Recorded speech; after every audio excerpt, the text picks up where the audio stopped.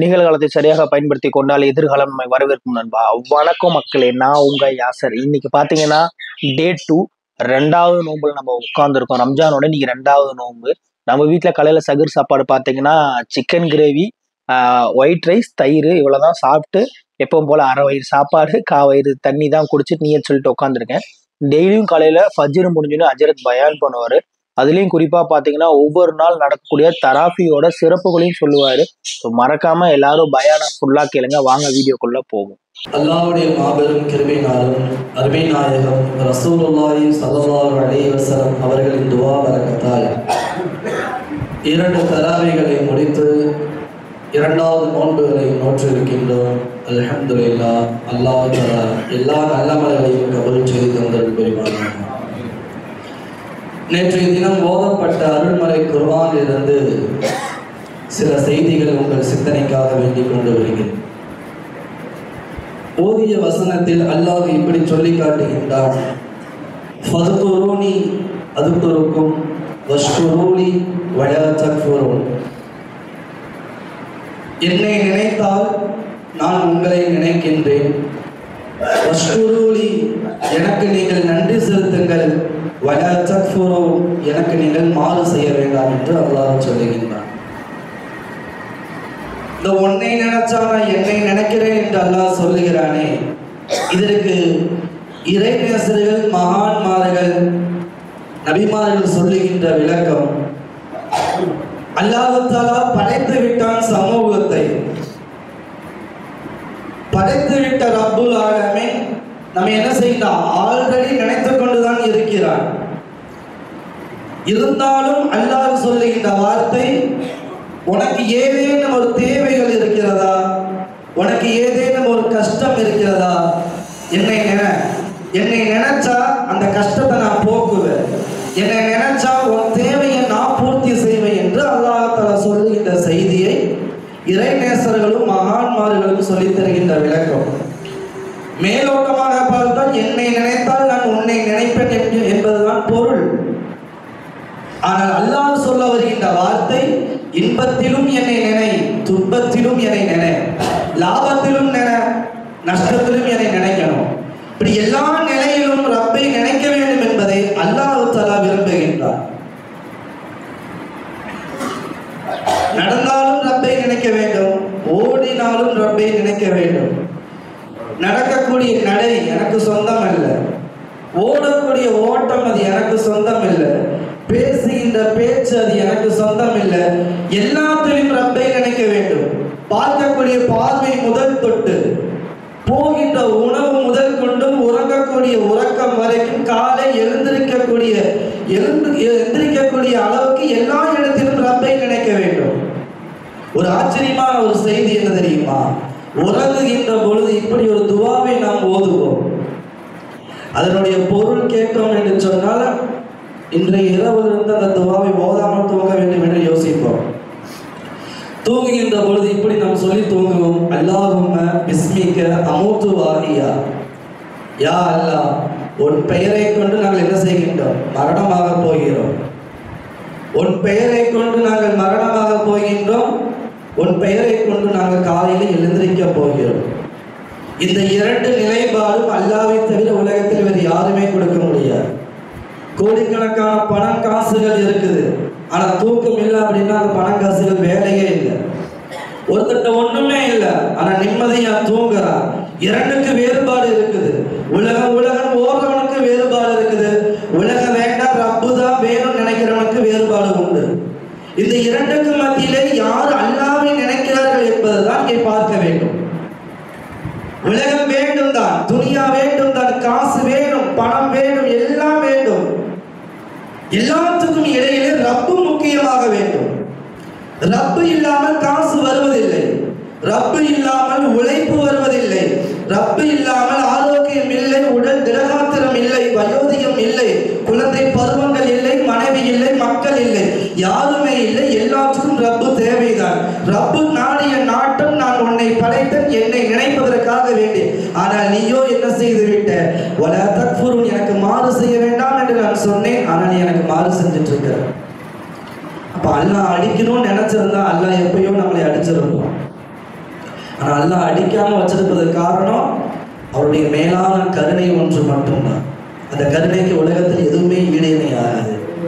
ஒரு சஹாபி ரசூலுல்லாஹ் ஸல்லல்லாஹு அலைஹி வஸல்லம் இடத்துல வந்து கேட்பார்கள், யா ரசூலுல்லாஹ், வாழ்க்கையில எல்லாரும் என்ன செஞ்சுட்டு இருக்கிறாங்க, பணக்காரரை போய்கிட்டே இருக்கிறாங்க, நான் மட்டும் இன்னும் ஓட்டாண்டியாவே இருக்கிறேன், ஏழ்மையாவே இருக்கிறேன், நான் எனக்கும் பணம் காசுகள் வரணும், எனக்கு அல்லாஹ்ட்ட நீங்க துவா செய்யுங்க.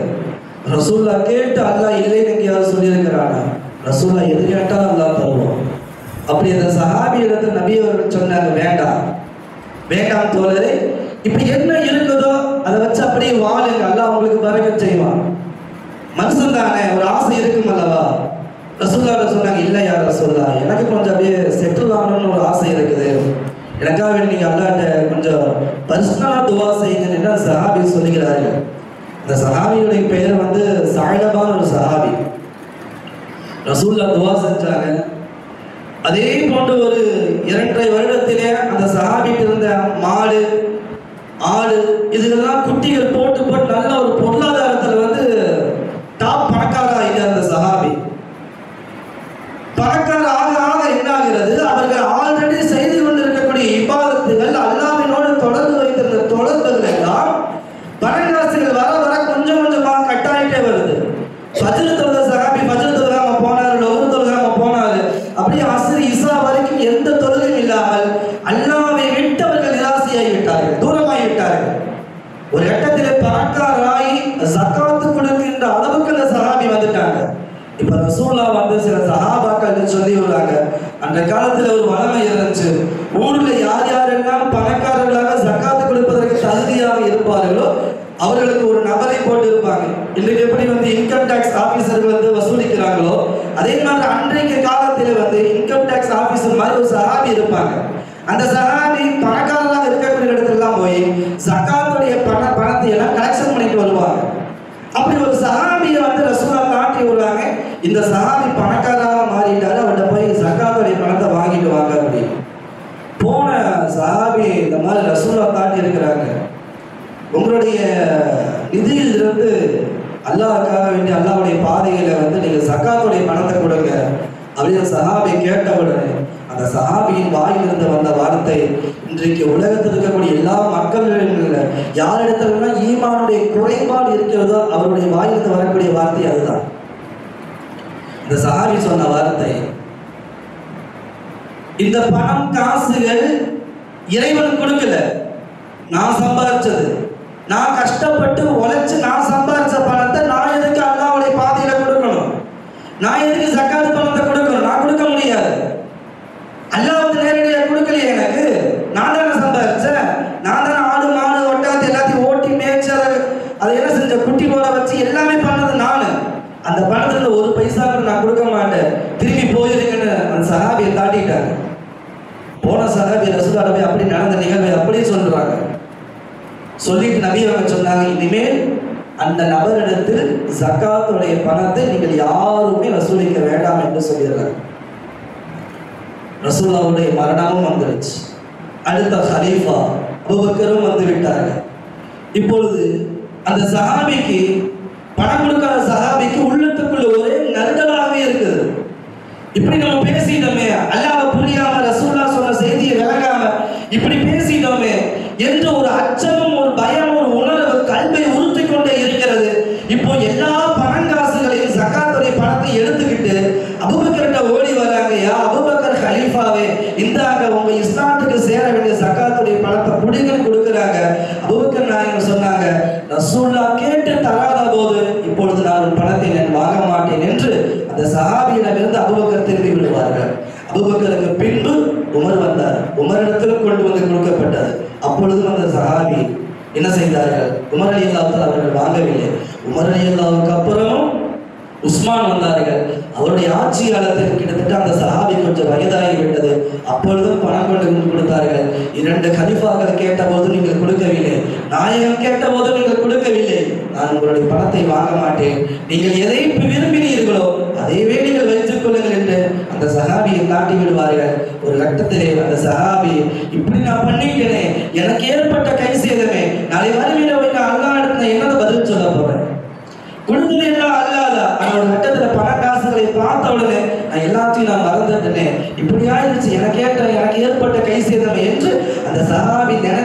நினைச்சு அடுத்த ஒரு கட்டத்தில் உடம்பு சரியாக போய் அவர்கள் மரணமாகி விட்டார்கள்.